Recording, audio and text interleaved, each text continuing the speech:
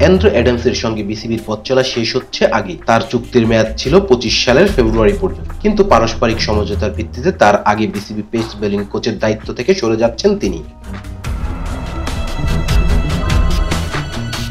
2023 সালে অ্যালেন ডোলান্ডের দায়িত্ব ছাড়ার পর নিউজিল্যান্ডের সাবেক ক্রিকেটার অ্যাডামসকে নিয়োগ দিয়েছিল বিসিবি। তবে প্রায় 1.5 বছর কাজ করার পর বোর্ড আর তাকে রাখার আগ্রহ দেখাচ্ছেন না।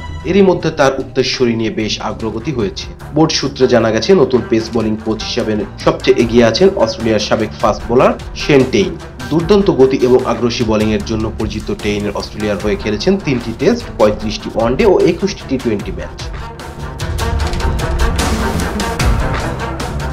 পাকিস্তানি জাতীয় দলের সাবেক বোলিং কোচ টেইটের সঙ্গে বিসিবির আলোচনা অনেক আগে থেকেই শুরু হয়েছিল, বিশেষ করে সবশেষ আইপিএল চলাকালীন সময়। তখন তিনি চিটাগং কিংসের প্রধান কোচের দায়িত্বে ছিলেন। 2022 সালে তার সঙ্গে আলোচনা হয়েছিল। গত বছরের শুরুতে নিজের নাম দিয়ে তারপর সরিয়ে নিয়েছিলেন। তবে এবার সব দিক থেকেই আলোচনা ইতিবাচক। বিসিবি তাকে নিয়ে অনেকই এগিয়ে গেছে। চূড়ান্ত ঘোষণা খুব শীঘ্রই আসতে পারে বলে ধারণা করা হচ্ছে। রেজওয়ান ইসলাম, B-Sports. Please subscribe our channel to get more information about Cricket World.